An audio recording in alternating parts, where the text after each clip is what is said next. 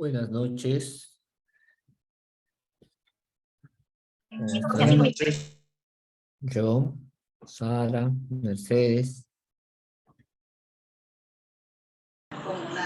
Buenas noches. Buenas noches. ¿Cómo está, profesor?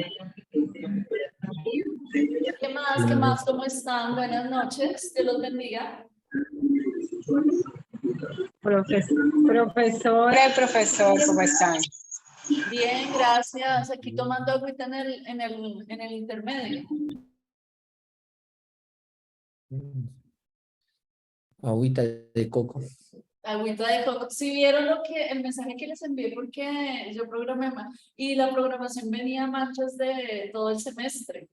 Entonces lo que hice para no estresarnos todos ni ponernos a correr es simplemente hice el corte esta semana con la actividad de esta semana y ya la otra pues la pasé para después de vacaciones. De todas maneras ahí les dejé esa actividad que es basada en la lectura y en lo que el profe les va a trabajar hoy. Si ustedes quieren pues lo pueden hacer de una vez, no tiene que ser algo largo y ya de una vez lo hacen hoy y cierran eso. Pero también les amplié el plazo. En todo caso les amplié el plazo porque pues se sentían que necesitaban unos días más. También pues mejor dicho, y lo dejé hasta el 9 aquí. Es la manera de redimirme. Pero no, yo sé que ustedes son muy juiciosos y tanto lo que hacemos hoy como lo que vamos a hacer el viernes les ayudará. Entonces ya es decisión suya. La fecha de entrega, eso sí, hasta el 9. Ojalá que lo hagan entre miércoles y viernes para que sábado y domingo descansen y así mismo se tomen toda la semana de receso. O sea, yo lo haría así. Pero bueno, vamos a ir en materia y bueno, les organicé dejando el trabajo final y luego les añadí otra actividad que es una autoevaluación. O sea, simplemente la descargan, la diligencian como lo hicimos el semestre pasado y vuelven a subirlo, ya es su concepto. Ya son ustedes mismos calificándose, ¿vale? Listo. Esta semana el profe Percy nos va a acompañar la sesión completa, entonces pues le doy la palabra para que empecemos hoy y luego vamos cerrando sobre el viernes, ¿vale? Listo, profe, tiene la palabra. Muchas gracias, profesora Marta Lucía. Buenas noches nuevamente a ustedes. Siempre es un gusto poder ver esos rostros que reflejan la presencia de Dios. ¿Sí? No sabía que fueran rostros tan amables los de Dios, pero sí, me quedo sorprendido, admirado, ¿no? La verdad es que los veo a ustedes y hasta se me enternece el corazón de lo juiciosos que son ustedes. Son un grupo muy bueno. Sí. Sí. Yo no sé, la profesora Marta Lucía No, no me sí, deja son muy mentir. juiciosos. Y, Sí, y sí, sí. espero que no me, y espero que no le hagan quedar mal, ¿no? Entonces yo diciendo mal y después van a estar perdiendo la materia, no van a estar haciendo el trabajo, no van a estar llenando el... No, ellos todos pasan, son todos juiciosos, sí, todos son Ah, ya, juiciosos. bueno. Y Entonces, cada muy vez bien. más juiciosos. Sí, Ah, listo. sí, ellos son juiciosos. Entonces, a ver, vamos a entrar un poquito en materia. Lo que vamos a ver ahora es un poquito, pues, este tema de la ilustración al modernismo, que trataremos de avanzar hoy y el día viernes. Si Dios quiere, Dios mediante, si es que no me muero antes, quizá los acompañaré también en el siguiente tema, que es el tema de la iglesia y el régimen laboral que tenemos. ¿Sí? Como siguiente tema, bloque allí dentro de lo que es la historia que estamos viendo, que es el tema que a ustedes tanto les gusta, ¿no? Yo creo que ustedes esperan la clase del miércoles y del viernes con ansias en amores inflamadas, como decía el poeta místico del siglo XV, Juan de la Cruz. Sí, entonces, vamos a empezar un poquito sobre este tema de la ilustración al modernismo, ¿no? Entonces, ¿qué es lo que sucede aquí?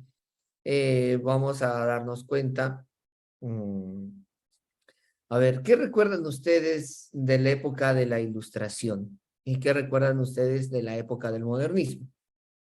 A ver, a qué asocian ustedes eso?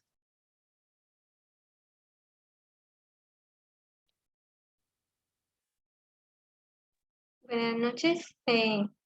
pues según la lectura que nos dejó la profe, básicamente como que en la ilustración lo llaman como la época de oro o el siglo de las luces o es al revés. Pero sí, como un alumbramiento, como una salida de algo oscuro. Y pues algo que se resalta de ahí es como el uso del razonamiento, como hallar la verdad por medio de la razón. Y eso es lo que recuerdo en este momento. Ajá, muy bien. Ah, póngale punto, profesora, póngale punto. Bien, gracias, Sarita. Y con respecto, digamos, al modernismo, ¿qué recuerdo?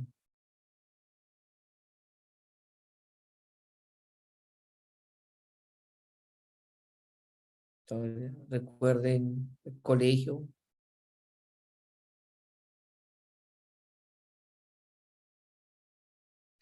Ah, está que Mercedes está sufriendo con el audio, ¿no? Creo que es tu computador, porque el resto sí me escucha, ¿no? Sí, sí, hágame Sí, una señor, señal. sí, lo estamos escuchando. Bien, entonces Mercedes, creo que es tu computador.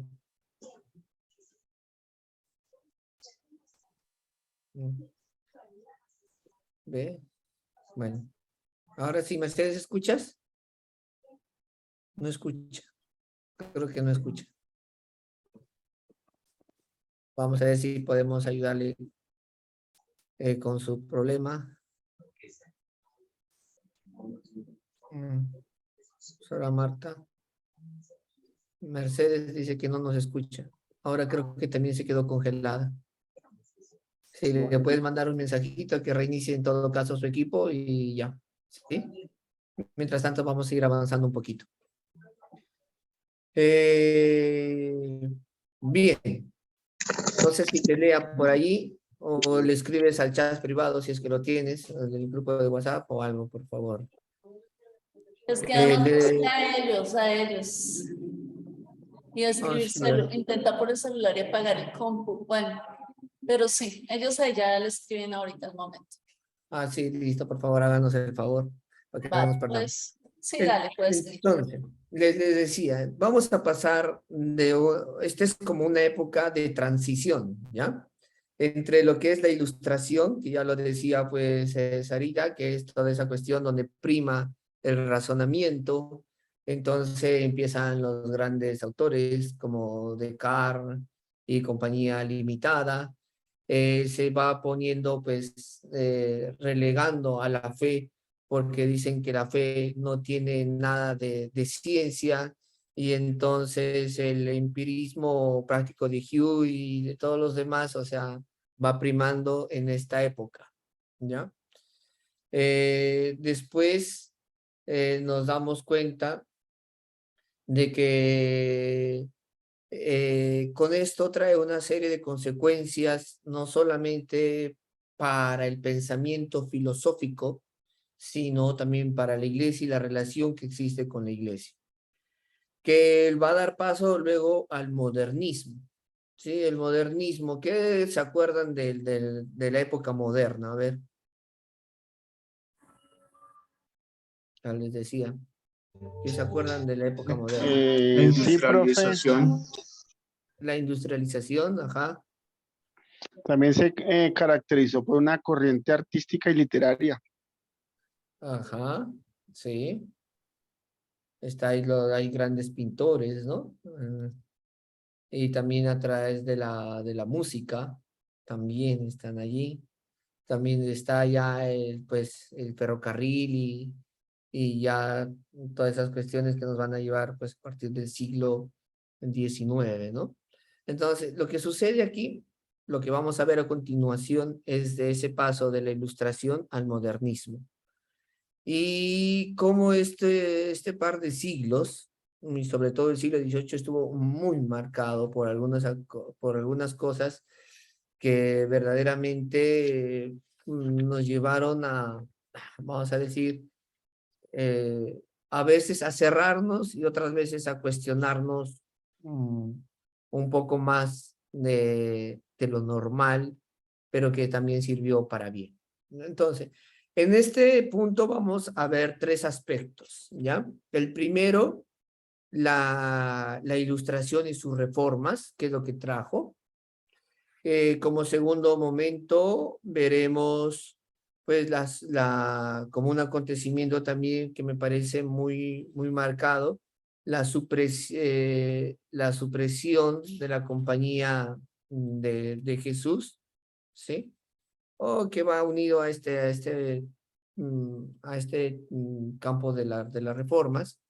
Luego, como segundo punto grande, veremos la lucha que se presenta contra la iglesia, ¿ya? Hay una lucha donde atacan por todo lado a la iglesia, ¿ya?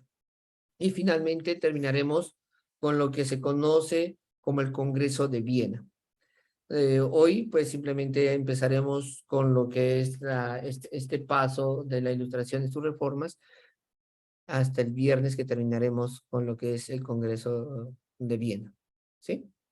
Entonces tenemos este tiempito para recordar, ¿no? Entonces creo que es muy importante que nos situemos ya en la época del siglo XVII, ¿sí? 17, 18, donde fruto del empirismo, o sea, donde todo se quiere probar, ¿no? Por eso estábamos hablando y les mencionaba a Hume como uno de los más grandes empiristas allí de por medio, sí, y el racionalismo de Descartes, que pues lo conocen ustedes como Descartes, ¿no? O sea, el pienso, solo existo, cogito ergo sum, que me imagino que ustedes lo han estudiado en filosofía en el colegio, porque es ahí donde enseñan esas cosas, ¿no?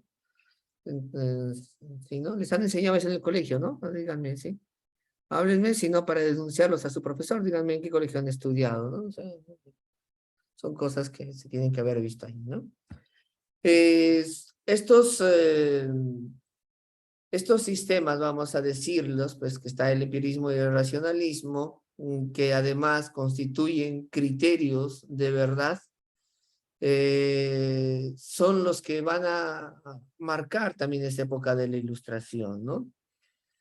El hombre es quien conoce por nuevas vías la verdad, ¿no? Por la filosofía, por la política, por la economía, por el derecho, por la moral, ¿no? Pues vamos a darnos cuenta de que la Ilustración alcanzó a vislumbrar esto con claridad. O sea, ya las ciencias avanzaron, la razón se puso por práctica y se pudo llegar a un descubrimiento de la verdad. Por eso hay los grandes filósofos de aquella época, los grandes científicos también que empezaron en aquella época, como Galileo Galilei y compañía limitada, ¿no? Que también ustedes saben por historia. Y si no, otra vez díganme para denunciar a sus profesores, ¿sí? Y si no me dan razón de lo que es la Ilustración y lo que es el modernismo, voy a denunciar a la querida profesora Marta Lucía, ¿no? Entonces espero que no suceda eso, ¿sí? Profe, lo trajimos para que nos enseñe, no para que nos regañe. Ay, Para que nos perdón. amenace todo.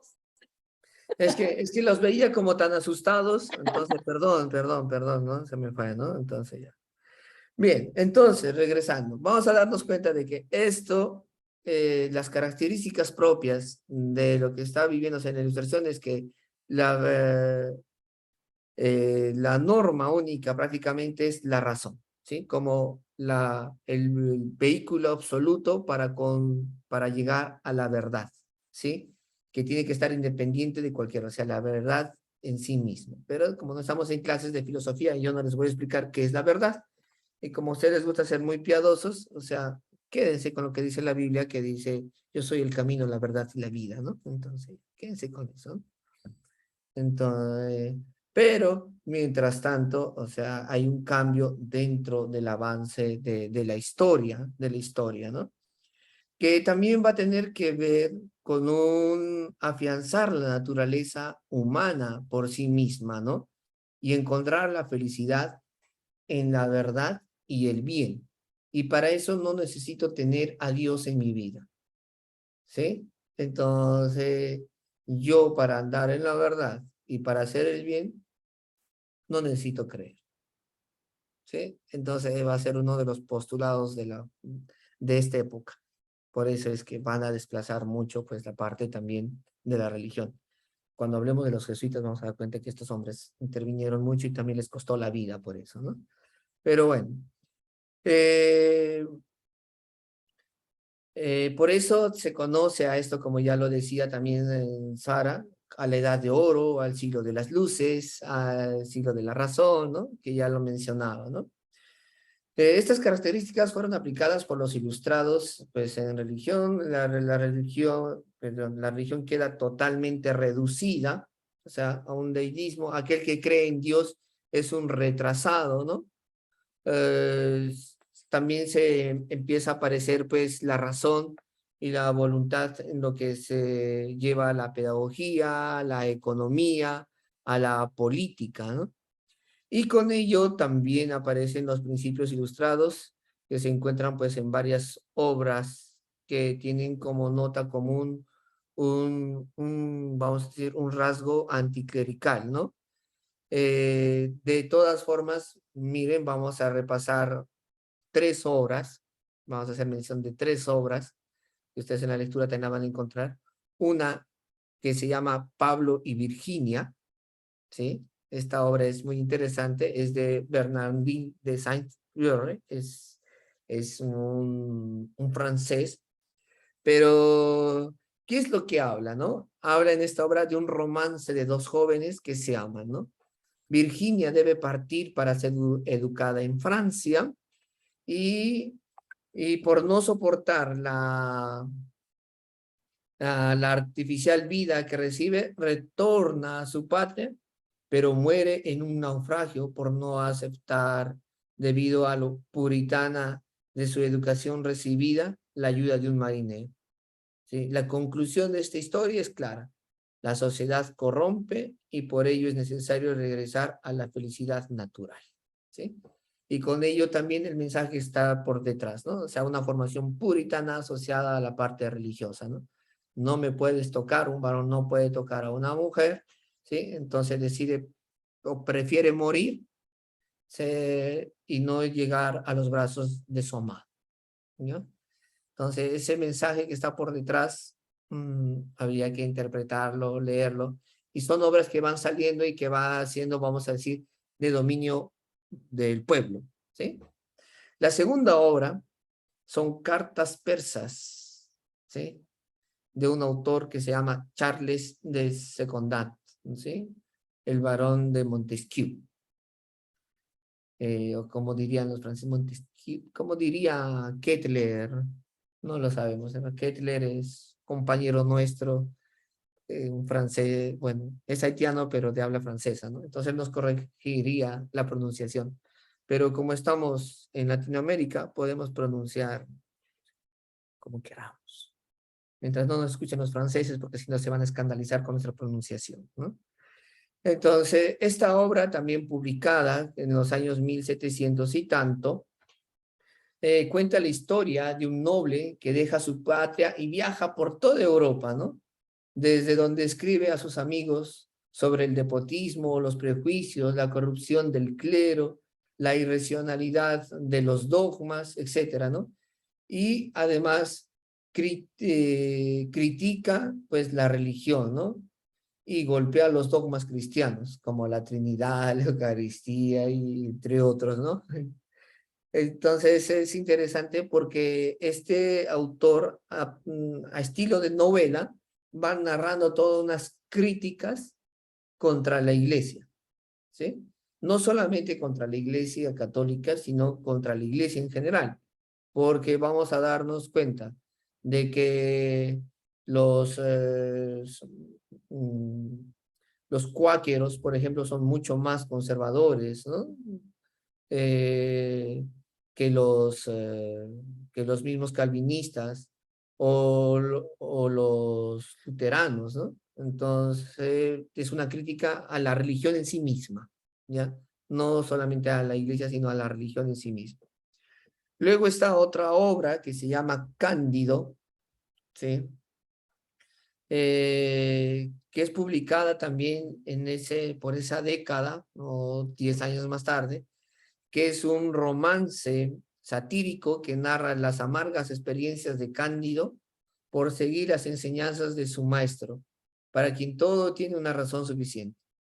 La Iglesia aquí en esta obra es criticada con ironía y contra ella dirige el escepticismo, la desconfianza y el cinismo, sin ocultar su abierta hostilidad, ¿no?, contra la Iglesia. ¿Qué quiero mencionar con estas tres obras? ¿Sí? La persecución, ¿sí?, la crítica, el desacuerdo que se va a sembrar sobre la Iglesia durante esta época, ¿ya?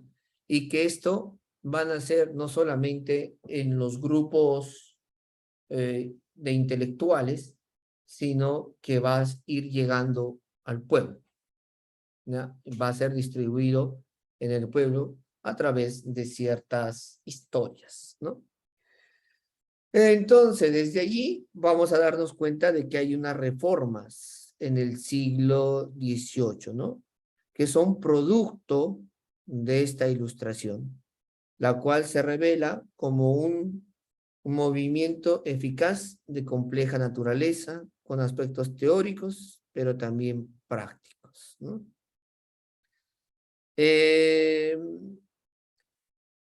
Vamos a darnos cuenta de que en esta época de las reformas, a Pedro Leopoldo, que va a querer ser llamado el príncipe filósofo, a él se debe la modernización, por ejemplo, de Toscana, ¿no?, una región de Italia, en el siglo XVIII, que aún tenía pues estructuras medievales. Era una ciudad-estado, se llega a un estado territorial, con lo que él va a cambiar esa perspectiva medieval, la va a tratar de abrir un poco más, va a tratar de hacer florecer esta ciudad, ¿no? Y con ello también Florencia, que es como la capital de este territorio de la Toscana, sí va a perder sus privilegios al organizarse como un estado independiente al norte de Italia, ¿ya? ¿Por qué menciono esto? Porque para comprender las reformas, o sea, y las reformas que se van a dar, o sea, no solamente es a nivel de la Iglesia. Vamos a darnos cuenta que ya tuvimos nosotros la reforma con Martín Lutero, Calvino y Zwingli, ¿no es cierto? Pero aquí vamos a entrar con reformas a nivel un poco políticas, sociales, pero que van a tener su implicancia en la Iglesia y en la forma como se va a relacionar con la Iglesia. Por eso las estamos mencionando, ¿ya? Luego, los aspectos que interesan a la historia de la Iglesia se hacen referencia a su legislación, ¿no?, eclesiástica, que estuvo en vigencia pues mucho tiempo, pero que aquí también pues empieza a haber una reforma en la que se suprimen ciertos privilegios, ¿sí?, que tenía la Iglesia. Pero ¿quién la suprime? Es el Estado, ¿sí? El Estado suprime los privilegios de la Iglesia. Hay también una desamortización de bienes. Hay cambios también en la vida religiosa, que ya ustedes ya han visto anteriormente, ¿no?, que nacen unas nuevas comunidades con nuevos paradigmas, ¿no? Hay una pérdida incluso de la jurisdicción del Papa, ¿no? Y verdaderamente, pues, el representante es del Estado y no de la Iglesia, ¿sí? Y el que tiene que representar allí es la autoridad civil y no la autoridad eclesial al pueblo. O sea, hay una ya separación también de poderes, ¿no? Acordémonos de que hasta esta época, desde la Iglesia antigua, venía unida casi Iglesia y Estado, o lo que se llama Iglesia e Imperio, ¿no? Pero aquí ya se empieza a dar todas estas reformas. Entonces, todo esto, la Iglesia lo va tomando también como un ataque directo. Y ellos atacan también de manera directa e indirecta, pues, a la Iglesia. De hecho, dentro de estas reformas, lo que se buscaba era una subordinación de la Iglesia al Estado, ¿sí? Entonces, era, ¿no? La intervención del César en la casa de Pedro, apretando todo cuanto tocaba. Eso que, ¿no? Vaya. Entonces era el César que entraba a la iglesia con todo poder y que nadie le podía decir, decir nada porque él tenía toda la autoridad, porque era el dueño del Estado y no la iglesia, ¿sí? Luego esto un poco más se fue radicalizando para los intelectuales. Era simpático, por ejemplo, pues las masas, porque era en lugares donde se podía adoctrinar a la gente, donde, por ejemplo, eh, uno podía lanzar sus discursos abiertamente y te podían escuchar en la calle, ¿no? Incluso podías tú tener tus pupilos, no como en la época de Grecia que te reunías, sino que empezabas a tener unos discípulos dentro del pensamiento de los grandes filósofos y que muchos de estos pues iban en contra también de la iglesia, ¿no? Otra de las cosas es que, por ejemplo, Roma, que era considerada como el lugar más importante de referencia, dejó de serla. Entonces la empezaron a arrinconar a Roma, sin tener pues ninguna importancia, ¿no? Hasta el punto de que la iglesia fue convertida simplemente en un instrumento del reino y no ya en una iglesia reinante, ¿no? Su forma eclesiástica pues hace que pierda todo poder y pase bajo el control o el dominio del Estado, en todos los aspectos, ¿no? Incluso en los aspectos especialmente de los estudios, el matrimonio, la reordenación del estado económico, del clero, ¿no? Todo empieza a haber un cambio muy grande aquí. Y entonces les empiezan a quitar, como les decía anteriormente, ciertos privilegios. Hay además, pues, algunas normas también que se pronuncian y que derogan otras que estaban a favor del Estado. Por ejemplo, algo que se mantenía, ¿no? Era que no podían tocar a las autoridades eclesiales, ¿no? No las podían tocar. En cambio, aquí ya con esto pueden entrar y tener dominio sobre ellas, ¿no? No se podía tocar las propiedades que tenía la iglesia. Y con esta reforma lo que hacen es que el Estado en cualquier momento podía expropiarte y no pasaba nada, ¿no? Entonces, eso era también un problema para la iglesia, ¿no? Los puestos sobre la ilustración y las reformas por las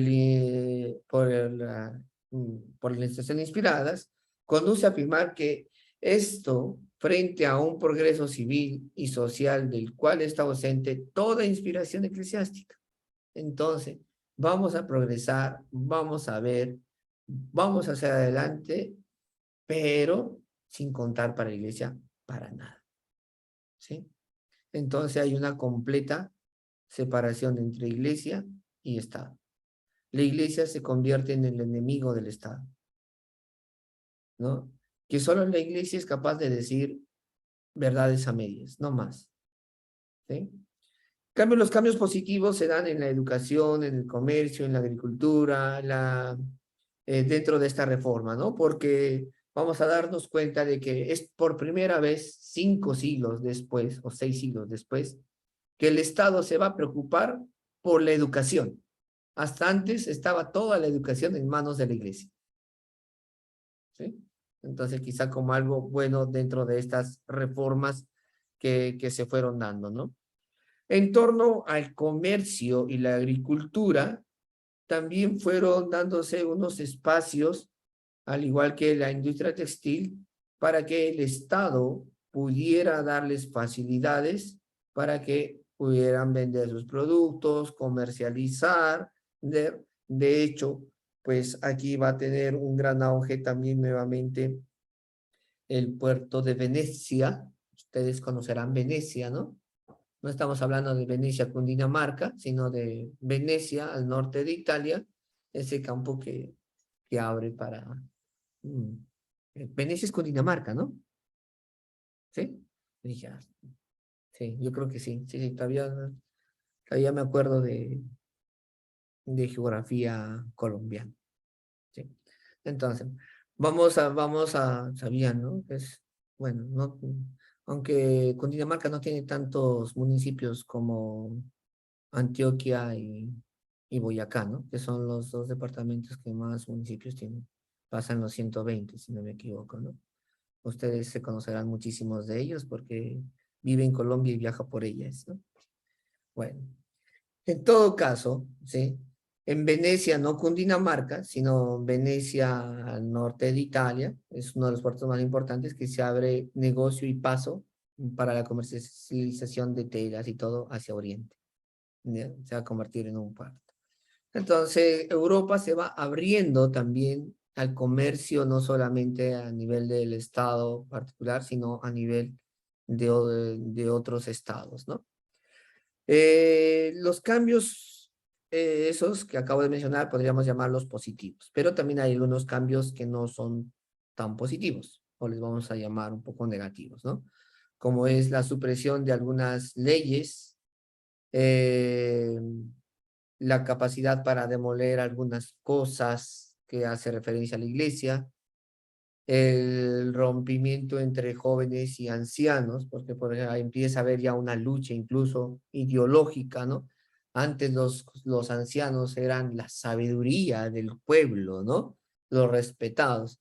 Ahora aquí son los jóvenes los que quieren dar a conocer todas esas situaciones. También está la hostilidad contra la iglesia, pero también contra los que hacen parte de la iglesia, o sea, los clérigos, los pastores, ¿no? Entonces empiezan a ir contra ellos, ¿no? E incluso con violencia. Y, y también de parte de la iglesia hacia la sociedad, como respuesta, ¿no? Entonces lo que hace la iglesia es condenar, se van a ir al infierno, pecadores, ¿por qué no te conviertes, no? Entonces está como lo que pasó el otro día, ¿no? Que vinieron los testigos de Jehová, me tocaron la puerta y me dijeron que me convertí, que tenía que convertirme porque si no me iba a morir, me iba a condenar, me iban a llevar a la paila mucho, me dijeron, ¿no? Entonces, pues, yo dije, pero ¿cómo es eso posible si yo creo en la misericordia de Dios? No, me dijeron, mira que solamente son 144,000 los que se van a salvar. Y yo le dije, sí, ¿en serio? ¿Y cuántos son ustedes? Somos como 2 millones. Uy, preocúpense, ¿no? Porque solamente son 144,000. Mejor toquen sus corazones y no toquen las puertas, ¿no? Y el siguiente domingo que vinieron otra vez a tocarme la puerta, les dije, por favor, ¿sí? Por favor. La siguiente que vengas y me toques la puerta a las 6 de la mañana un domingo, te prometo que Jehová se queda sin testigos, ¿no? Entonces, pero bueno, no importa. Son las cosas que pasan. Entonces, como ellos decíamos, demonio, veíamos en todo lado. Pecado, veían en todo lado, ¿no? Entonces, la iglesia en esta época coge mucha fuerza contra la sociedad, porque la sociedad es mala, porque la sociedad ha separado, porque la sociedad está yendo contra el pensamiento, pues, de la teología de aquel entonces, porque la sociedad nos está quitando lo nuestro y lo que es de Dios y todo lo demás, ¿no? Entonces hay una lucha. Eso va a ser una cosa que se va a arrastrar hasta hoy en día, ¿no? O sea, cualquier parecido con la realidad viene desde aquel entonces, ¿ya? Y pues también hay una lucha, ¿sí? Entre lo que es la autoridad de los líderes religiosos, como era el Papa, los obispos o los grandes pastores, pues contra la mente de los ilustrados. O sea, también había una pelea racional, ¿ya? entre algunos clérigos que eran muy inteligentes, por eso ahí vamos a empezar a hablar de los jesuitas en un momentico, ¿sí?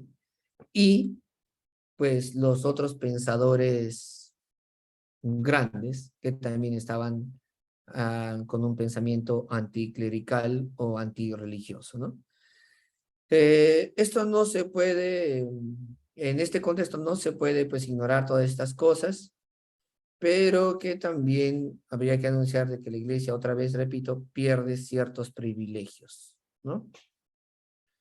Porque tiene que adaptarse también a los cambios.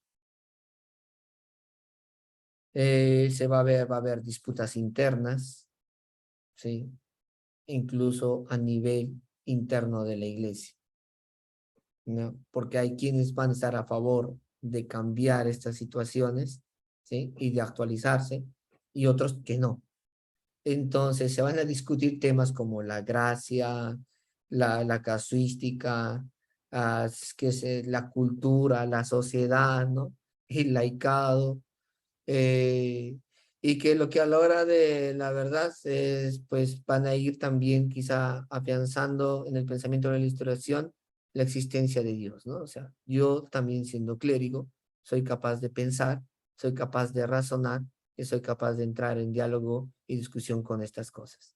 Pues es un punto interesante porque vamos a reconocer que algunos científicos descubridores de algunas cosas eran clérigos, ¿sí?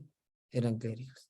Y de hecho ya no sé si a ustedes les he mencionado que actualmente en la NASA hay un jesuita trabajando allí, ¿no? Como uno de los principales investigadores. Pero bueno, entonces viene desde aquella época, ¿no? Algunos dicen que esto fue un ataque contra la iglesia más duro de lo que se vivió con el protestantismo, ¿no? En el protestantismo, ¿se acuerdan? Que iban y quemaban iglesias y saqueaban cosas y habían unas peleas entre ellos. Esto fue, dice, que más tenaz, ¿sí? Porque ahora el Estado, la iglesia trataba de defender un Estado que fuera confesional y pues las autoridades civiles decían que sea un Estado totalmente aconfesional o laical, ¿sí?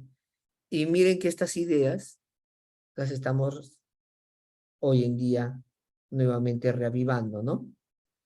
Solamente que los promotores del siglo XXI de estas ideas se creen descubridores del agua tibia y colorada, ¿no? Esto ya se dio hace mucho tiempo, ¿no? Entonces se creen pues pioneros, ¿no? O sea, pioneros. Sí, da cólera, ¿no? Porque se creen lo máximo y descubridores, científicos, ¿no? Pero no se dan cuenta de que toda esta historia ya venía de antes, ¿no? Hasta allí preguntas, dudas, aclamaciones, reclamos, herejías, complementos y todo lo demás. Sí, profe, yo tenía una pregunta, de hecho desde hace rato la tenía, pero Ujú. pues me sacó de la clase la red y pues por eso tengo la cámara apagada. Entonces no sé si en ese tiempo le respondiste, en el que no estuve, pero la pregunta era como, básicamente, o sea, la separación de la iglesia y del Estado viene como desde arriba, desde el gobierno, o viene desde abajo en el sentido de que, o sea, las personas empezaron con el tema de la ilustración o fue desde arriba, o sea, personas famosas, es decir, eh, como si el Estado hubiera aprovechado esa situación para separarse de la iglesia, como, ay, el pueblo empezó con esta idea, entonces, ay, nosotros aprovechemos y nos separemos de la iglesia por este movimiento. O fue desde arriba de personas famosas de influencia que empezaron con este movimiento y tuvieron la idea de separarse de la iglesia y el pueblo ya fue como que se dio cuenta después o fue, entre comillas, víctima de lo que pasó arriba. Esa es como mi pregunta, profe. Sí. Bueno, Sarita, tu pregunta viene contestada de la siguiente manera. 2 puntos y 3 puntos seguidos. Bueno, miren, estamos yendo a una época que responde a una situación donde la razón está primando. Entonces, la razón como prima va a empezar en los círculos que se dedican al estudio o los grandes pensadores, ¿ya? la gente del pueblo casi no tenía mucho acceso a la educación. Entonces los que han empezado fueron grandes pensadores con estas ideas, pero que tuvieron una repercusión tanto, como tú llamas, abajo como arriba. Por eso les mencionaba al inicio estas tres historias, Pablo y Virginia, las cartas persas y la de Cándido, que criticaban las estructuras religiosas, ¿sí? Pero que este mensaje llegaba a la gente de abajo, ¿ya? Entonces estaba desde ese lado. Pero también estas situaciones llegaban a las autoridades eclesiales, pues atacaba ciertos privilegios, ciertas ideas y también, como hemos visto, ciertas cosas que atentaban contra los dogmas de fe, ¿no? O sea, la creencia en la resurrección, etcétera, etcétera, que atacaban muy duro ellos. Entonces, lo que se produjo aquí también fue una pelea de la parte de la iglesia de arriba, también con el Estado. Porque en el Estado, los personajes que gobernaban empezaron a quitarles privilegios, empezaron a denunciar cosas, entonces se dio desde arriba y desde abajo toda esta disputa y toda esta separación. Es por eso que esto va a estallar después con lo que se va a conocer la Revolución Francesa, ¿sí?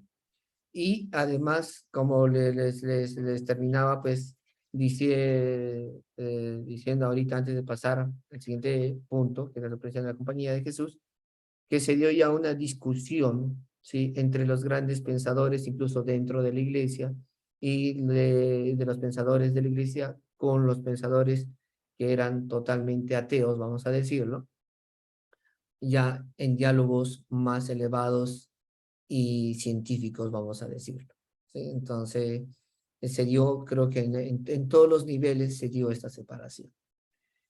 Claro que esto tiene una influencia, pues como les decía otra vez, parto de lo que eran los grandes pensadores eruditos que trajeron pues la razón como ese camino único para el conocimiento de la verdad y dejaron de lado la fe. No sé si queda contestada tu pregunta, Clara. Sí, profe, muchas gracias. De verdad, quedó más claro, la verdad. Muchas gracias, profe. ¿Listo, Profe, se Sarita? nos acabó el tiempo. Bien. Entonces, Toca como seguir se acabó el tiempo, el viernes. no, hoy es viernes, no, hoy es miércoles. El viernes es más larguita la sesión, ¿vale? Ya no me asustes. Yo decía que yo en qué momento pasó mi semana, decía, y no he hecho nada. Listo, entonces el día viernes vamos a continuar un poquito con lo que, pues, estos puntos que nos llevarán ya a adentrarnos. El viernes voy a tratar de avanzar un poquito más rápido para comprender estas cuestiones de lo que es el Congreso de Viena y el Círculo de Viena, que después va a ser muy famoso, y la importancia que tiene incluso Viena hoy en día para los distintos lugares donde se va a hacer presentaciones y todo lo demás. Por eso Viena es muy importante, ¿sí? A nivel de historia, y que luego hoy en día la valoramos también, ¿no? Pero eso ya veremos con otros pensamientos y todo lo que pasó de por medio antes de llegar a ser lo que ahora también es Viena, ¿no? Y lo que era antes, porque también tuvo mucha importancia. Bueno, con eso y con un bizcocho hasta el viernes a las 8. Ah, no, no es a las 8, ¿no? Es más temprano. A las 8 terminamos. El viernes, ya. El viernes empezamos a las... A las 6:20, creo Sí. que este viernes, ¿ahora quién? ¿Henry? Sí. Toca Henry, listo. Henry, Henry, por ojalá. favor, nos haces una oración al Espíritu Santo, ¿sí? Encomendándonos al Espíritu Santo, que es dador de vida, que es el que nos da la sabiduría, porque vamos a tener que comer un poco de sabiduría por acá para poder comprender lo que nos va a decir la historia, para poderlo leer también con un espíritu crítico y también en este contexto para entender nuestra realidad hoy en día, porque lo que estamos viviendo acá pues va a tener su repercusión pues más adelante. Bueno, muchas gracias a todos, que pasen feliz noche, que estén muy bien. Muchas Hasta gracias. luego. Muchas gracias. Gracias a todos. profesor. Vemos. Gracias, profe. Gracias. Hasta luego, profe. Muchas gracias. Chao, chao.